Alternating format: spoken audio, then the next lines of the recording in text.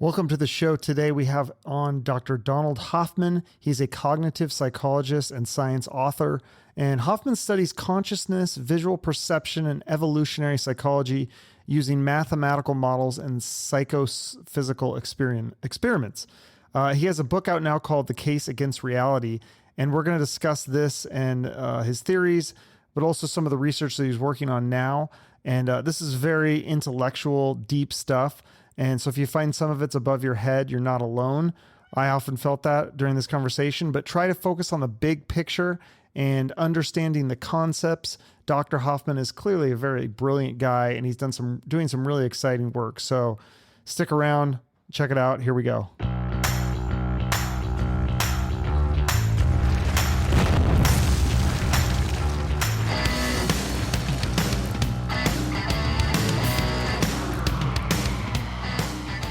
Boy, so reality, perceptions of reality. So I think the first thing that we can talk about that's kind of basic for most people to understand is the mistakes that we're seeing with our perceptions of reality. And like one example you give in the book is these jewel beetles. So explain that to my audience. That's right. So we typically think that evolution would shape us to see the truth, or at least the truth that we need to see, because that would make us more fit. That seems intuitive.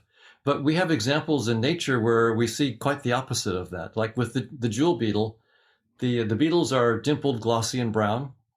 The females are flightless.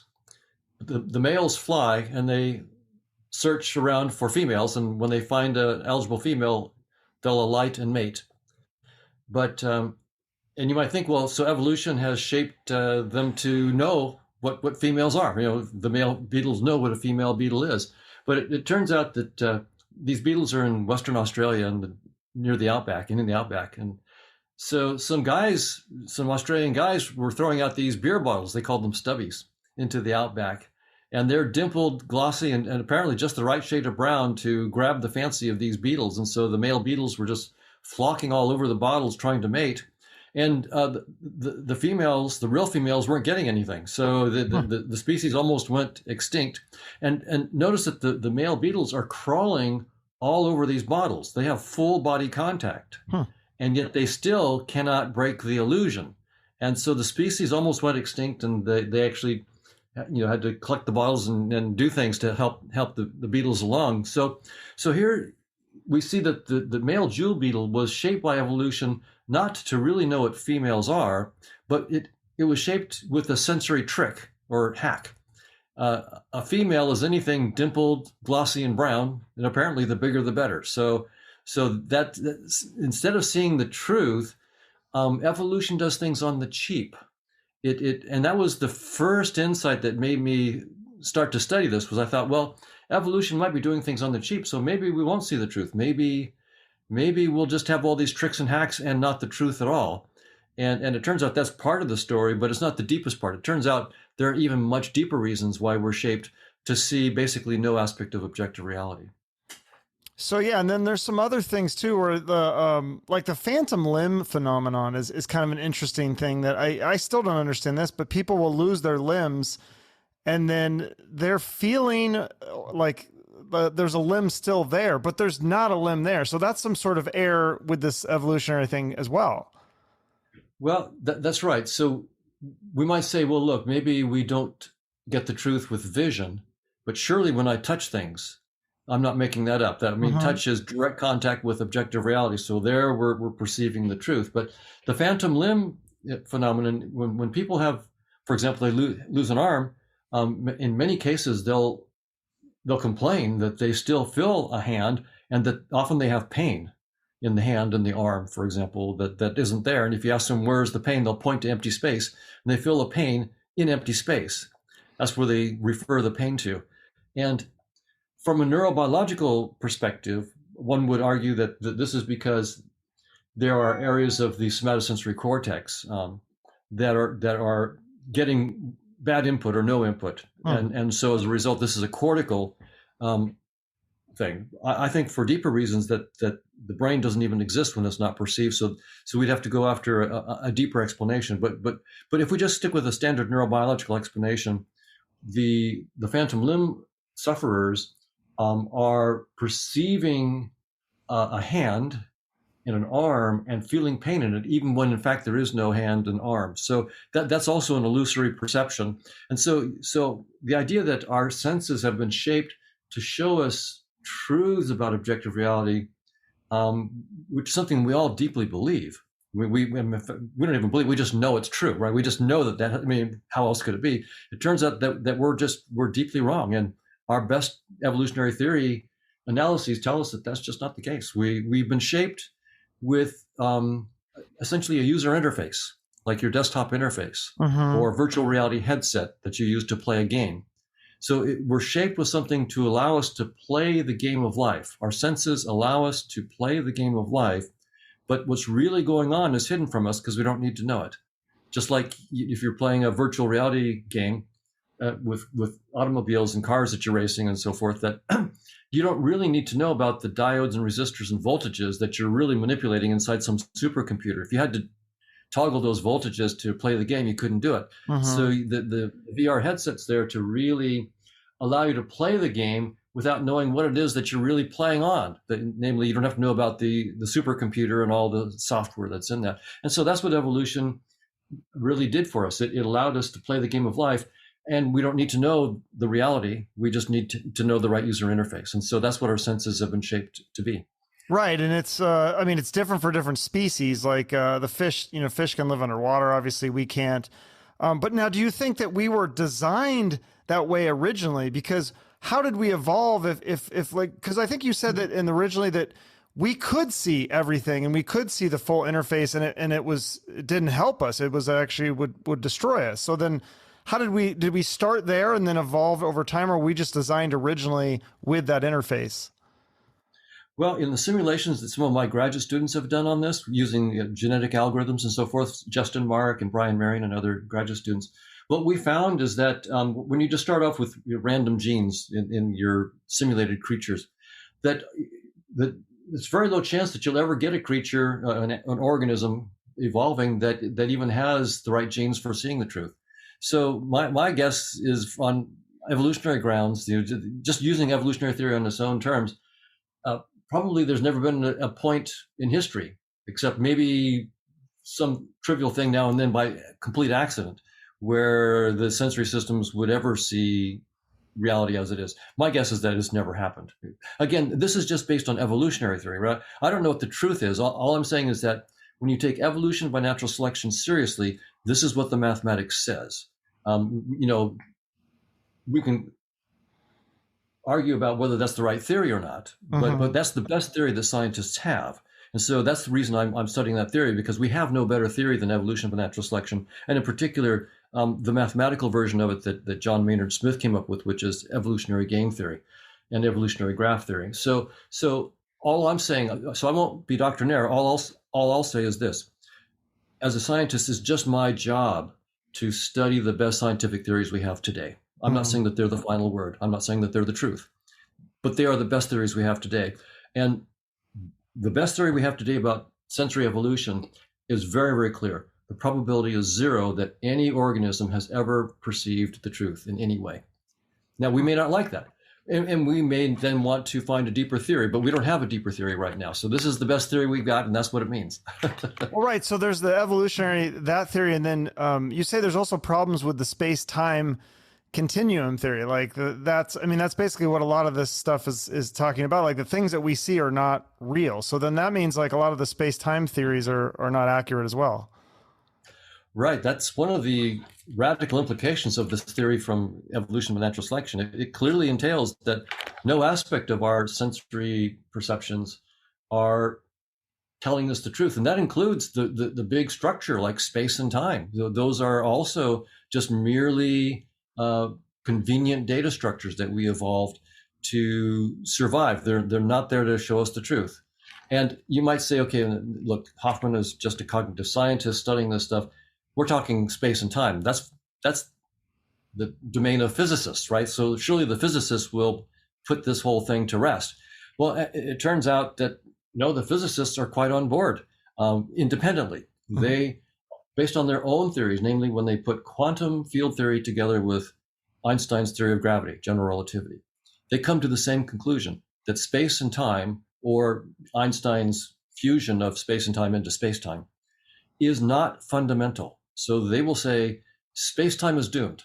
So if you just Google the phrase space-time is doomed, you'll be sent to the videos and so forth of physicists who will tell you with great precision why space and time cannot be fundamental, and that includes quantum theory. So quantum theory and the Hilbert spaces of quantum theory are not fundamental either. There's some deeper structure, and they're finding, by the way, the younger physicists aren't upset about this. This is fun for the new generation of physicists. I mean, space and time has been the framework for centuries, and now they're the first generation of physicists that gets to go beyond space-time, and they are finding these beautiful new structures, things called the cosmological polytope and the amplituhedron and associahedron.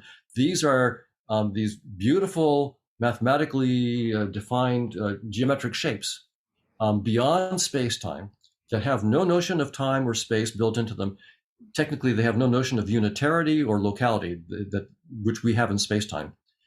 So they have no notion of Hilbert space in them. So there's no quantum theory there. So these are structures beyond space-time and beyond quantum theory. But these structures predict experimental data in space and time, like at the Large Hadron Collider when you're smashing particles together and seeing what sprays out. You're looking at those kinds of so-called scattering events and the amplitudes or the probabilities for those events. These new deep structures give you wonderful, simple computations for them, much simpler than if you do them in space and time. So the math becomes easier. When you let go of space and time, the math becomes easier, and they've discovered new symmetries that are true of the scattering events. When you like have two so-called gluons smash into each other and four gluons go spraying out, there are symmetries in those interactions that you don't really see in space-time, but you do see them once you let go of space-time. So-called dual conformal symmetry. That's true of the scattering data, but you can't see it in space-time. So the physicists are saying space-time is doomed. It's not fundamental in physics. And when you let go of it, all of a sudden, all sorts of new vistas open up that are really exciting, and the younger generation is jumping in and having a good time exploring this new realm. So it's over for space-time, and it's a big party out there. Well, it's not, but isn't it just space-time? They're just saying, you're saying that's part of the interface. That's very surface, and it goes much deeper. That's what you mean by it's not fundamental, right? Like that's not the basis of it. This is just part of the interface, and then it goes even below that. That's exactly right. So evolutionary theory makes it very, very clear that space-time has to be just like our headset. It's like the headset that we're wearing. It's not fundamental. And then the physicists independently, not thinking about evolutionary theory at all, just based on gravity and quantum field theory and how they interact, have concluded that space-time cannot be fundamental. That there has to, and so it's not fundamental in the sense that there is a much, much deeper structure. It's like we used to think that earth, air, fire, and water were the basic elements, right? Mm-hmm. Well, we discovered they're not. They're interesting. Earth, air, fire, and water are interesting. But if you're going to build a theory of everything, you're not going to build it on earth, air, fire, and water. Well, that's what's happened with space-time. We thought that we could build a theory of everything based on space-time. But just like earth, air, fire, and water, it turns out not to be fundamental. And so there's these new polytopes, these new structures beyond space-time that have just been discovered in the last 12 to 15 years. This is brand new stuff. It's very, very new. But the interesting thing is they're not finding any dynamics. They've just got these static shapes right now. There's no notion of who ordered them. Why are they there? Why are they capturing everything that we know about in space and time? There's no dynamic. There's nothing dynamical about them in any sense. So we don't know what it's about. Or something? Can they see these shapes with a microscope? Or how do they even see them or know? Oh wow! So they're in high dimensions. So they're beyond 4 dimensions in many cases. So they're the way they're finding them is mathematics. They're discovering these structures mathematically, and they're proving that these structures actually compute the scattering amplitudes correctly and show you new symmetries that aren't there. So the flashlight into the dark beyond space-time is mathematics. And these brilliant geniuses, so Nima Arkani Hamed, Juan Maldacena, and lots of people that are working with them, all of whom are saying, those two guys are saying space-time is doomed. Nathan Seiberg is saying that, David Gross. There's a bunch of physicists who are very, very famous who are saying space-time is doomed. And they're using mathematics to discover structures beyond space-time. And they know they're onto something when they can take those structures and project them back into space-time and get back what we know is true within space-time. Okay. And true of the experiments we can do within space-time. So some of the things that we do know a little bit about, like the black holes and the wormholes, what is going on there then? Is that a mistake in the interface, or? Well, so black holes are really one of the big hints that space-time is doomed. So I'll just go into it just a little bit. Okay. So what the physicists will point out is that when you want to study at smaller and smaller scales what you're seeing in space-time, like you want to use a microscope to look down to see things you can't see at a smaller scale, what you have to do is use light that has smaller and smaller wavelengths, right, to resolve the smaller and smaller stuff. Well, with quantum theory, that's no problem. You can just make smaller and smaller wavelengths as much as you want. The energy goes up. The smaller wavelengths of light have more and more energy. So you have to put more energy. But in principle, if you had enough energy, you could go as small as you wanted. But gravity is the party pooper here.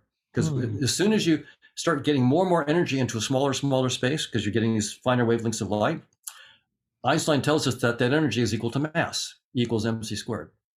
And so you're getting more and more mass concentrated into a smaller area. And once you get enough of it, you create a black hole.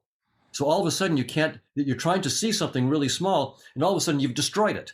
And if you say, well, I'm going to try to go smaller and smaller, I'll put more energy, smaller wavelengths, the black hole just gets bigger and bigger and bigger. So effectively, what happens is we know when space-time ceases to make sense. It's precisely at around 10 to the minus 33 centimeters. And that's not very deep. I would be impressed if it was 10 to the minus 33 trillion, but it's only 10 to the minus 33 centimeters. This doesn't go very deep. So beyond that, the very notion of space and time, so time, it's at 10 to the minus 43 seconds. So it's not that there are pixels of space and time. It's not like there's some kind of digital surface that we're reaching. It's rather that the very idea of space-time or space and time simply don't make sense. There's no operational meaning to them. There's no way of putting any meaning to the concepts of space and time. So that means that, number one, the ontology of space-time, which has been the fundamental ontology of science, is over. And we don't know what the deeper ontology is yet. So this is really cool, right? Physics has been about space and time and what happens in space-time. And now we don't know what physics is about yet. We're finding these, well, they're finding, I'm not, the physicists are finding these polytopes, these geometric structures beyond space-time. We don't know what they're about. We don't know if there's any dynamics that we're missing. What that whole world is about, we don't know. We've only seen the structures in the last 12 to 15 years. So we're just like, we've got our flashlights on them, and we know that they're there, and we know that they work. But what it's about, we don't know. So it's pretty exciting stuff. Right, because like I know that I remember somebody telling me, like, time travel. The way that time travel would work is that, like, because of the speed of light, like if you had a really long telescope and you were in another universe and you had it and it was 10 million light years away or whatever, you would see like the dinosaurs and stuff, right? But that's still just on the surface of the interface. So if even you could go even deeper below that, you could find out a shortcut. That's really an interesting possibility. We haven't worked that out yet, but right now you're absolutely right. To get to the nearest star, it takes several years at the speed of light, and to the nearest galaxy would take several million years. The Andromeda galaxy is, I don't know, like 2.4 million light years away or something like that. It's so you're not going to make it. Your grandkids aren't going to make it. Your great grandkids aren't going to make it. How do we get there? Well, if space-time isn't fundamental, if it's basically just a data structure, a headset that we've evolved, then if we're sharp enough to figure out what's behind that data structure, maybe we won't have to go through space-time, we can go around it. So maybe we'll find ways of just, I want to go to Proxima Centauri, one of the nearest star. I don't have to spend years at the speed of light going through space. Maybe I'll be able to figure out how to go around space. Just like when Maxwell came up with the equations of electromagnetism, all of a sudden we found a way to just talk to people on the other side of the world without having to do what we thought we would have to do. So new technologies will open up all these new possibilities. So, no, I'm not saying that the physicists have found out how to go around space-time yet, but so I'm not saying that that's established. But I am saying that it's a tantalizing possibility, and once we understand these structures beyond space-time, we always know that there will be new technologies. Every time our science advances, technology comes along that it seems miraculous compared to what we had before. So I expect the same here. So that's what I think the question is, that I'm sure you're trying to answer, is what is behind the curtain? What is the real reality? If what we're living in is kind of maybe just an interface and a perception of, we're not seeing the real reality, what is behind the curtain? Right. So our theories are good enough to tell us where they stop, right? So space-time is doomed. Our theories but our theories don't tell us what's behind the curtain, right? And so that's why it's sort of fun for the new physicists, and also for cognitive scientists like me, to ask, okay, wow, so our theories aren't going to tell us what's beyond space and time, so we get to make creative leaps, come up with our own ideas about what's beyond space and time. And you can get any ideas that you want, in any way you want to. Maybe it's drinking or smoking or something, or whatever it might be. But eventually you have to get it mathematically precise, be sober, and then go make predictions that you can test inside space and time. So the idea that I'm playing with is that consciousness is fundamental. So this turns everything around. Most of my colleagues, for example, in cognitive neuroscience, think that space and time is fundamental, because that's the way it's been until very recently, and that therefore things like brains are the source of consciousness. Somehow brain activity causes our conscious experiences. Well, space-time isn't fundamental, so objects in space-time aren't fundamental. That means particles like protons, electrons, gluons, and so forth, these aren't fundamental. These are just part of the interface, and so is the brain. So it's not going to be making consciousness, because in some sense, the brain doesn't even exist when it's not perceived. All of these things, all objects in space and time, just like the objects in your virtual reality headset, like if I'm playing a game of Grand Theft Auto in a VR headset, I look over and I see a red Camaro. Well, the Camaro only exists when I look. As soon as I turn my headsets over there and see a white Porsche, I've deleted the red Camaro. And there is no red Camaro in the computer. If you looked in the supercomputer, there's no red Camaro in there. There's diodes and resistors and software and voltages, but there's no red Camaro anywhere. The only red Camaro is the one I made when I looked over there, and that Camaro disappeared when I looked over there and saw a white Ferrari or whatever I saw over there. So we're making this stuff up on the fly and then deleting it as soon as we look away. And that's true of the brain. We create brains and neurons when we look inside skulls, and as soon as we look away, we delete them. Now, there is some reality we're interacting with, just like when I see the red Camaro, there is a reality I'm interacting with in that metaphor, but it's nothing like a red Camaro. It's not red, it's not Camaro shaped, it's nothing like it. It's like circuits and software and diodes and resistors, something utterly different. And so the same thing is going to be true about brains and neurons. That's what we see when we look in a certain way, but what we're really interacting with is nothing in space and time. And so I'm proposing with my colleagues, Chetan Prakash and Manish Singh and Robert Prentner and Chris Fields and other brilliant colleagues that I've been working with, we're proposing a mathematical model of consciousness. So we're turning things around. We're saying, instead of saying that the brain or maybe the right kinds of artificial intelligences can create consciousness, it's the other way around. We have a mathematical model of consciousness. We have to show how that could lead to the creation of space and time as a data structure, and then to objects like brains inside that data structure. So the idea would be consciousness creates space and time, and it creates brains. Just the reverse. Instead of having brains create consciousness, it's consciousness creates brains. So how do you do that? How do you find out that formula? Well, so we published one. So if people are interested and want to just see what this would look like, we have a paper called Objects of Consciousness. So if you just Google my name and Objects of Consciousness, it's online for free. So you can just pick it up real easy. And you can see what we did. But at top level, if you think about it, if you want a scientific theory of consciousness, there's lots of things that are going to have to be talked about in consciousness. There's the notion of a self, perhaps free will, learning, memory, problem solving, intelligence, planning, the raw experiences of tasting chocolate or having a headache. All these things are going to be part of what we want to talk about in consciousness. So for a scientist creating a theory of consciousness, we want to take the smallest number of parts of consciousness, the smallest aspect of consciousness that we can get away with, turn that into mathematics, because we want to then prove all the rest follows. You don't want to assume everything, because then everything's a miracle. If you just assume everything, I'm going to assume free will, I'm going to assume cells, I'm going to assume learning. If I assume all that stuff, there's no work for me to do. So what we've assumed in our theory is what we think is a very minimal set. We assume that there are conscious experiences and that they can affect other conscious experiences. So we have this idea of conscious units or conscious agents, but the word agent may bring in the notion of a self. So I'll call it a conscious unit for the moment. And these conscious units have a certain set of conscious experiences that they could have, like a headache or the smell of garlic or something like that. And they can probabilistically affect the conscious experiences of other conscious units. That's it. That's all we assume.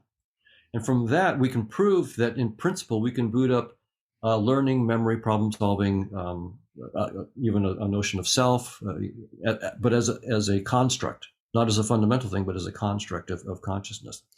So, and then the other thing we have to do is to then show how we would get space and time arising from a theory in which consciousness is fundamental. And to do that, we're going to first have to show how we can get the kinds of new structures that the physicists are finding, right? They're finding these things called the amplituhedron, the cosmological polytope, these geometries that I was talking about behind space and time.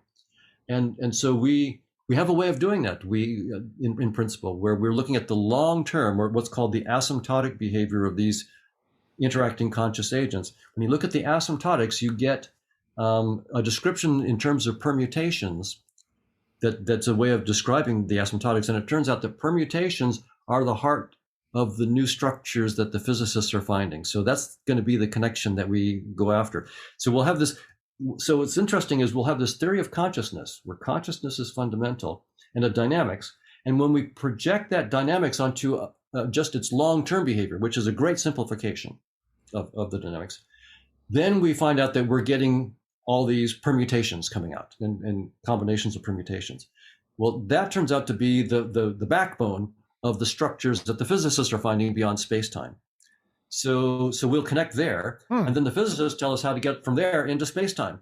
So the physicists have done half the work for us already. Okay. And so that's how I hope to see this thing work out. Because then the other two things that I think are going on right now is, like, people are making these virtual reality. They're doing the metaverse. So they're making a virtual reality. So they're doing that way. And then also the robotics with the AI, that's another avenue. Do those two fields kind of connect to yours at all? Well, yes. I think that the metaverse is going to be a big help here psychologically. Right now, when I talk about this stuff, people of my generation just find it almost impossible. I mean, this is like, give me a break. You're saying that the brain doesn't create consciousness, consciousness creates the brain. And that the brain doesn't exist when it's not perceived. I create the brain when I look, and I delete it. I create the moon when I look, and then when I look away, the moon doesn't exist. How can you even think about that? But for some kid that spent most of his life, playing with friends in the metaverse, he's going to take off his headset and know that everything that he saw there was something that he created on the fly. If he saw a red Ferrari in virtual reality or in the metaverse, that was because he made up the red Ferrari. There's no red Ferrari there. It's all virtual. So when he takes off his headset, the kind of stuff I'm talking about will be, of course, this won't be a big deal. So I think the metaverse, the next generation that's raised on the metaverse, will just sort of get this. My generation doesn't get it, but we didn't have this technology to help our imagination. But it won't take a big imagination for the next generation to get this. So I think it will really, really help. AI. AI helps in a very, very different way. So a lot of my colleagues right now are trying to figure out how AIs could become conscious, right? If we get them programmed in the right way, they could become conscious, right? The attitude is, look, we know that machines can be conscious. The brain is a machine. It's a carbon-based machine, and it generates consciousness. So if carbon-based machines can create consciousness, why not silicon or other kinds of hardware machines? Why can't they create consciousness? So the idea of most of my colleagues is that if you have the right function, the right software running effectively on the hardware, then you can somehow create consciousness. So what I'm saying is that approach won't work because space-time isn't fundamental. Consciousness isn't being booted up from physical stuff. It's the other way around. The physical stuff is being booted up from consciousness. So, but do I think that we could eventually build things that are AIs that effectively are consciousness? I think so. Or is there a way to transfer, if someone's dying, could they transfer their consciousness into a virtual reality or into an AI robot? Well, so that's a great question. And it really helps, I think, to clarify the different issues here. So the way that most of my colleagues think about this is they would say, look, if we're thinking about the brain as creating consciousness, and it's somehow the programs running in the brain that are really critical to that, once we can sort of decipher what those programs are, we could download those programs into a computer and run those programs on a computer, and the computer would have your consciousness. So we could download all of your personality and your consciousness into that computer. But notice that that's assuming that the computer exists when it's not perceived, right? And the AIs exist when they're not, but even space-time itself doesn't exist when it's not perceived. So no objects in space-time exist. So that whole framework of downloading into another physical system to preserve your consciousness has to be rethought from the get-go. But here's how I think we can rethink it. But this, you have to really think out of the box here. Okay. So when I'm talking with you, with Chuck, I know that I'm interacting with your consciousness. I believe that your consciousness is being affected by things that I'm saying, but by ideas in my mind are affecting your ideas, and your ideas are affecting my ideas, back and forth. How is that happening? Well, through our bodies. Well, what are our bodies? We used to think that the bodies were these physical things that it just always existed. They were there, right, in space and time. Now we realize that the bodies are like the Ferrari in virtual reality. It's there when you create it, and it's not there when you don't. So what's going on here? Well, your body, really, the body that I see of Chuck, and right now I'm only seeing it through Zoom. So I'm really only seeing pixels on the screen. But nevertheless, I'm getting a portal into your conscious experiences. And my body, as you perceive it, is your portal into my conscious experiences. So instead of thinking of our bodies as creating conscious experiences, think the other way around. I am creating a body image of Chuck, which is my portal into a consciousness behind that, which is Chuck's consciousness, which I'm not creating Chuck's consciousness. Chuck's consciousness is there, but I'm getting access to it through my portal. Now, when I look at my cat, my portal isn't as good. I have some idea about the consciousness I'm interacting with. And when I look at an ant, my portal is quite poor. Now, I'm not even sure it is conscious. Who knows? When I have a portal that I call, like a rock, now my portal is giving me no insight into consciousness. But that is no surprise. Space-time is just an interface. It's going to dumb things down. So I have better insight into Chuck than I have into my cat, better insight into my cat than into a rock. But that's not because I'm not dealing with consciousness. It's because my interface has to give up at some point. So as a result, once we understand how these portals work, and we have one technology for building new portals, right? We have to reverse engineer it. So the one technology that we all know we can use to build new portals into consciousness is very low tech. It's having kids. When you have kids, you are building new portals into consciousness that were never there before. So we have to reverse engineer. Yeah, you're creating life. You're creating life and consciousness, and you're accessing a consciousness that will surprise you. Your kids will surprise you. I'm sure Einstein surprised his dad with his theory of relativity. So we're creating new portals that are not the same as us. They're opening up new windows into consciousness where we can be surprised by what we learn. So once we understand this whole business of it's not bodies creating consciousness, Bodies don't even exist. Space-time doesn't even exist. Space-time is doomed. Bodies and space-time are data structures in our consciousness. And some of those data structures open good portals into consciousness. Others are, like my rock structure is not a very good portal into consciousness. It's very good for other things, but not for me understanding consciousness. So there may be some other world or some, because where is that consciousness coming from? I mean, it's coming from somewhere. Outside of space and time. So that's somewhere, but not in space and time. Space and time itself is just a data structure. So the theory of conscious agents that I'm working on is a theory in which there are countless conscious agents, and in some sense they're just in this abstract space. They don't need space and time except as a user interface to interact with each other, but they're not trapped in space and time. So it's like something basically we can't even wrap our head around, is what you're saying.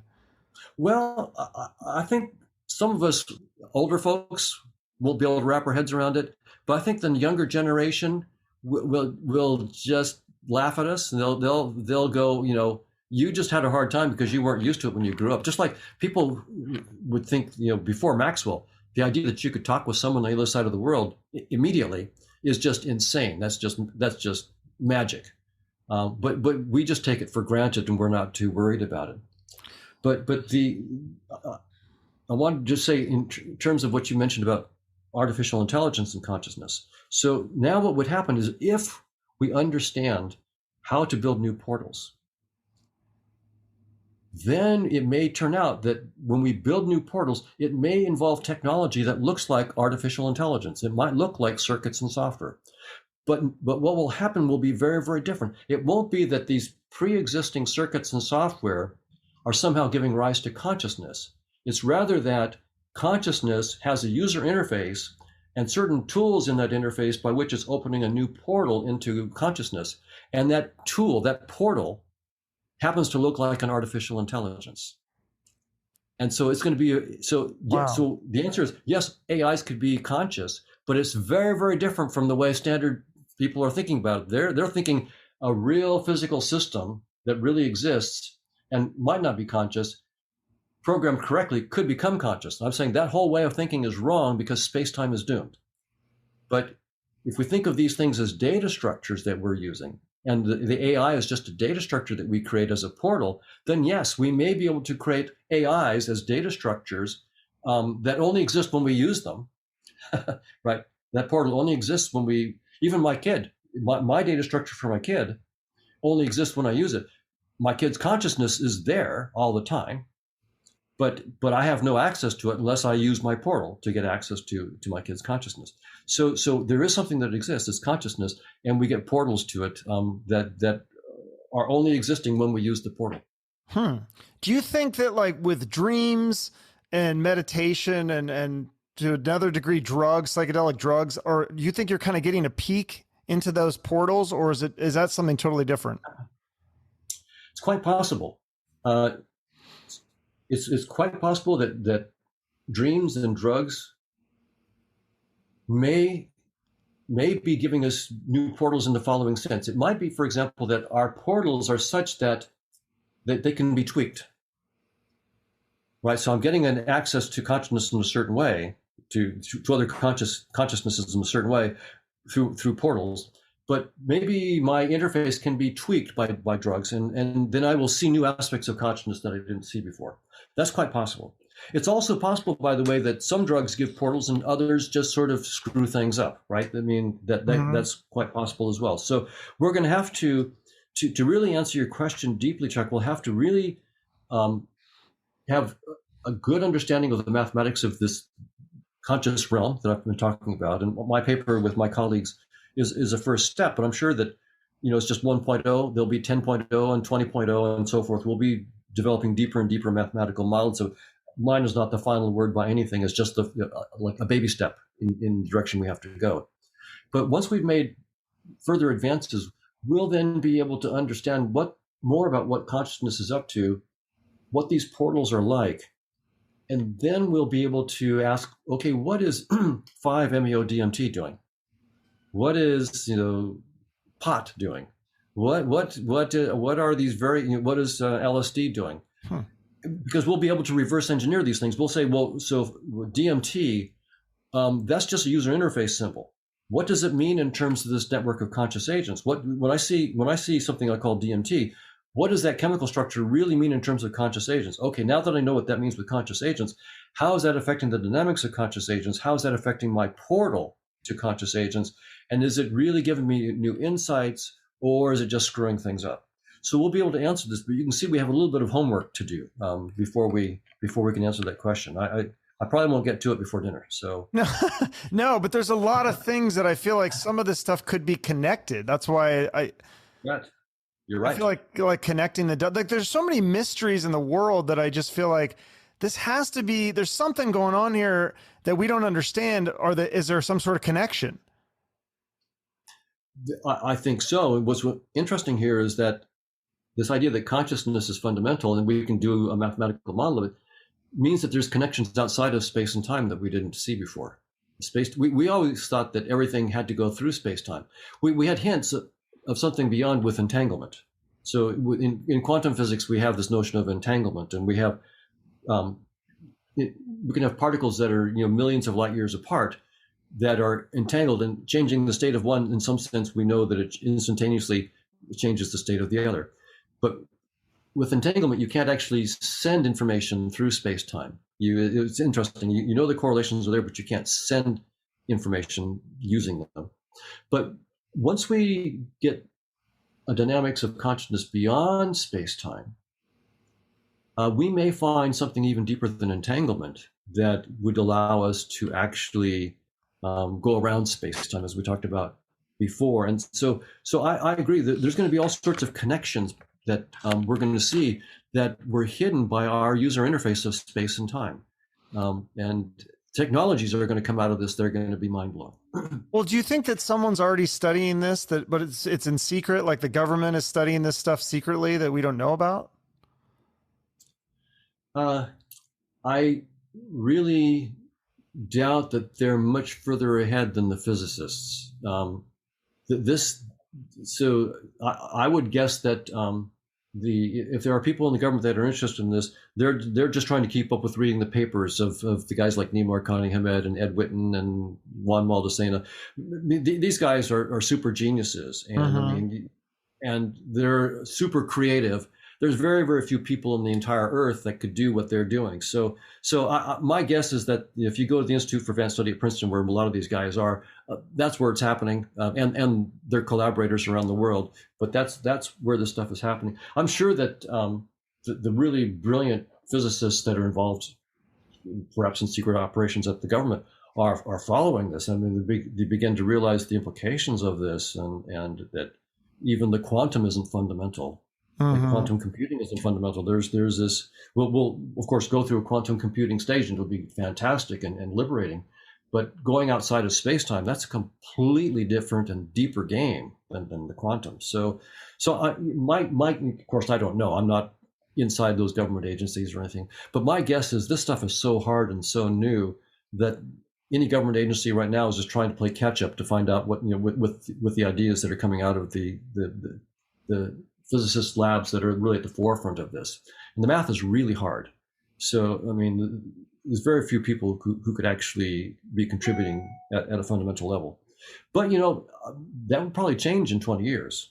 In 20 years, when the groundwork is really established, then just like we expect that, the NSA probably has some of the best quantum computer hackers in the world. Right. I would expect that in 20 years, the federal government will have some of the best space-time hackers in the world. Right, because I would think, yeah, somebody's going to use this technology for power. So it seems like to be always what happens with these kinds of things. If you really, because then you're talking about being able to control everything at a fundamental level. I mean, that's some scary power.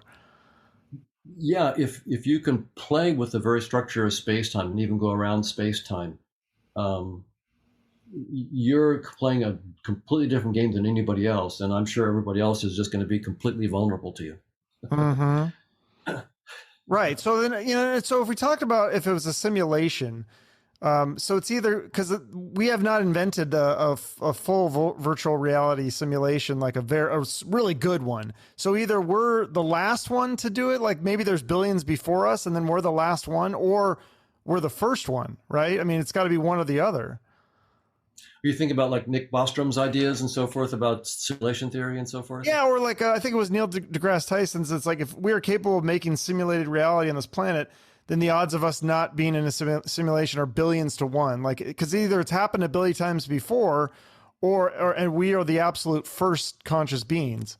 So, like, how do you distinguish which one it is? Right.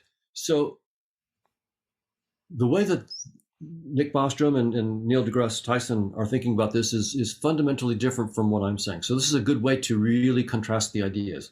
What in the standard simulation kinds of theories that Nick and Neil are talking about, they still assume space-time is fundamental. So there's the fundamental, the base level, the first geek with their computer that's running the base level simulation, that's a physical world, a space and time world. Oh. All of the other worlds are simulations built out of it. Right. And I'm saying something even wilder than that. The base level is not in space and time. It's consciousness all the way down. So it's consciousness outside of, at no point is space-time fundamental and consciousness inside of it. It's the other way around. Consciousness and countless kinds of consciousness. And I should say a little bit about that, but countless different kinds of consciousness are out there. Only a few of them use space and time. Most of them are going to use other kinds of ways of interacting with each other. Space-time is just one of countless interfaces, and also countless kinds of experiences. So the kinds of experiences that we have of color and smell and shapes and sounds and so forth, and touches, are a trivial subset of all the kinds of experiences. And when you have psychedelics, you get a little hint that there's a lot more than your normal experience. Well, that is trivial compared to what this theory is saying, that it's a boundless, endless variety of conscious experiences of kinds that you and I can't even imagine. And that's all out there, and they're all being enjoyed by various kinds of conscious entities out there. So yeah, it's a completely different thing than the simulation theory in that sense. Right? Okay. Very, very. Yeah. So when we have kids and we open up the portal and we create a life, that's one way. But then when we die, then what does happen? What do we go back through that portal or is it another consciousness, or what happens? Yeah, that's a really interesting question. I mean, we all have some skin in the game, so we're all interested yeah.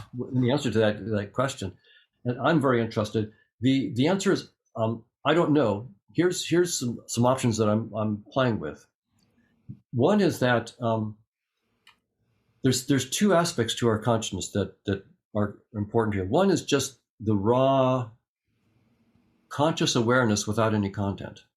So it's just being, like if you are in a dark room and you let go of all thought and you just are, and you're just aware of being, but not aware of anything in particular. That's what I'm talking about. Mm-hmm.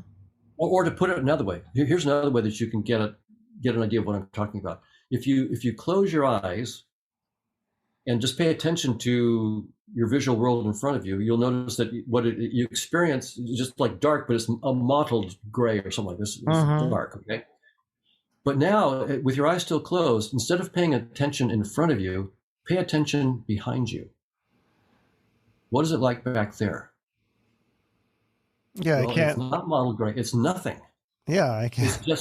It's just being, right? Right. It's really, when you do it, it's sort of freaky. And like most of us never have even gone there. But if you can go there and sort of freak yourself out. In front of me, it feels like there's something gray, right. But behind me, what is it like? Well, it's like nothing. It's just being without anything. That's what I'm talking about. There's one aspect of us that I think will definitely survive. But now what about the sort of the interface story? So, Hoffman, son of so-and-so, went to such and such place for school, likes to eat such and such for breakfast. That kind of stuff, I don't know if that will survive. I don't know if that kind of stuff may be the stuff that just isn't needed anymore when you die. So maybe because this gets at a deep question. What is consciousness up to? If consciousness is fundamental, what is it doing and why? Right? Well, that's my other question. Yeah, I was like, why? Like, so then what is the purpose if this is almost kind of like a simulation that we're in? And like, what is the purpose of being here? What are we doing here if we're not even seeing the real reality? Is this a game that we're in, or what is the point? Well, that would be like one of the deepest questions we could ask, right? Yeah. And the answer is I don't know, but I've only seen one idea that is deep enough to at least be worth thinking about. I'm not saying it's right. Okay. I'm just saying that no idea that I've ever seen is really deep enough for me to take it seriously. But this one idea is, and it's from Kurt Gödel, a mathematician, logician, who, like in 1930 or 1931, he proved that effectively there's no end to the exploration of mathematical structure. There's no end to it. No matter how. So if you have a system of axioms for mathematics, he proved that system of axioms, there will be things that are true but cannot be proven within that system.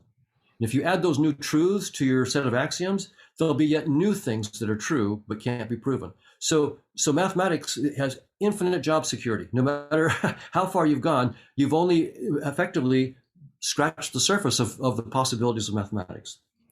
Now, how is that related to your question about what is consciousness up to? Well, if consciousness is all there is, then the only thing that mathematical structure can be about is about the possibilities of consciousness. That's all there is for it to be about. So that means that there's endless possibilities for the varieties of conscious experience. Endless, in principle. No one can be omniscient about it. Mm-hmm. So maybe what consciousness is up to is enjoying the exploration of all of its possibilities. And that exploration is endless, literally endless. And again, I'm not saying that this is right, but this is the kind of thinking we're going to have to do out of the box to answer these kinds of questions. So I don't want anybody to take what I've just said and use it to stop their creative thinking. I would rather say this is just the first idea. Let's think even more wildly about what consciousness might be up to. But it's not going to be any simpler or any less profound than that. But hopefully we'll see something even more profound and deep than the idea that I just put out there.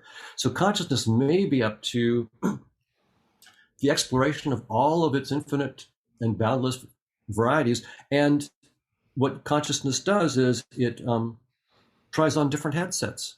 It tries on a Chuck Shoot headset in a space-time interface. It tries on a Don Hoffman headset in a space-time interface and plays with that and learns what it can. And part of, in that case, it also has itself do a little podcast between its Don and its Chuck headset guys and learn something more about itself in that process. So that would be a very different way of looking about everything that we're doing with people. It certainly sort of takes the fundamental notion of competition out of things. It's rather, we're all part of consciousness exploring itself.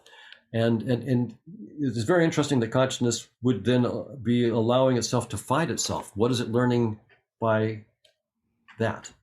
Right. So maybe then it's to go out there and to have as many conscious experiences as you can, to go out and smell the flowers and take a hike and go to a concert and taste the chocolate and everything. Try it all.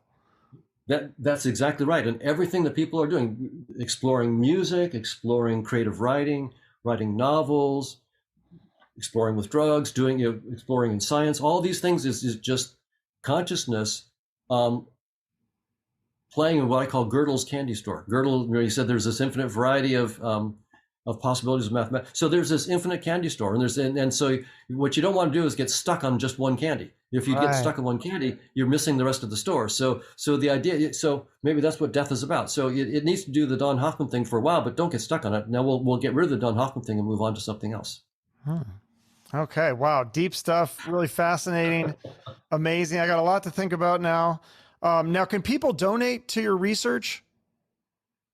Well, that would be great if they wanted to. You can give gifts to the University of California at Irvine.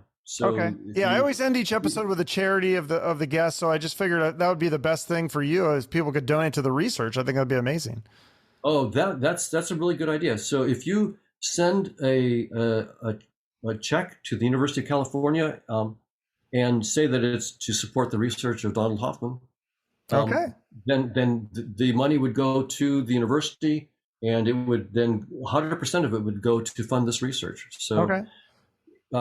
And Or they can they can also buy your book. That helps you as well. Sure. I'll put the link to that in the notes. I listen to it on Audible, so it's kind of nice. If you don't like reading books, you can listen to them, but it's the same material. Yes, absolutely. Yeah. So the case against reality goes into all these ideas in some detail. It's more about the evolutionary thing that we talked about. It has a chapter on consciousness at the end. But I plan hopefully to write a book on consciousness and go into it in more detail later. Okay, well, yeah, you'll have to come back when you finish that one. We can talk about it. And how come? Wait, you have not done Joe Rogan yet, have you? You need to get on Joe Rogan. That's like the one show you haven't done. No, I haven't been invited to be on Joe's show. I just had the pleasure of talking with Lex Friedman on his podcast show just a couple days ago. So that'll probably come out in a few weeks. Okay. But if I mean, I'd be happy to talk with Joe if he finds it interesting. If not, that's fine too. For sure, it's a fascinating topic. You've done some great work, and thank you so much for taking the time to come on my show. I appreciate it. Thanks so much, Chuck. It's a pleasure. Thanks for inviting me. Fascinating stuff from Dr. Donald Hoffman. I think I have more questions and answers now, but if you want to learn more, check out Dr. Hoffman's book, The Case Against Reality, or if you want a bit of a different take, you can check out my dad's book, Ultimate Reality, and check out the episode I did with him. It's number 115, and Dr. Hoffman is on Twitter. I don't think he's on the other social media, but I'm on everything, so you can follow me on there. That helps to support the show, as does your likes, comments, and shares. Make sure to subscribe to the show on YouTube or wherever you listen to get updated on future episodes. And if you really want to go out and support the show, I'd love for you to write me a review on Apple Podcasts or give me a rating on Spotify or wherever you listen. That kind of stuff helps it so more people will find the podcast, and we only grow through you. We don't have a big corporation backing us up here. It's all just grassroots, so I appreciate any support you can give me. It helps out a lot. Thank you so much for listening. Have a great rest of your day, and remember to shoot for the moon.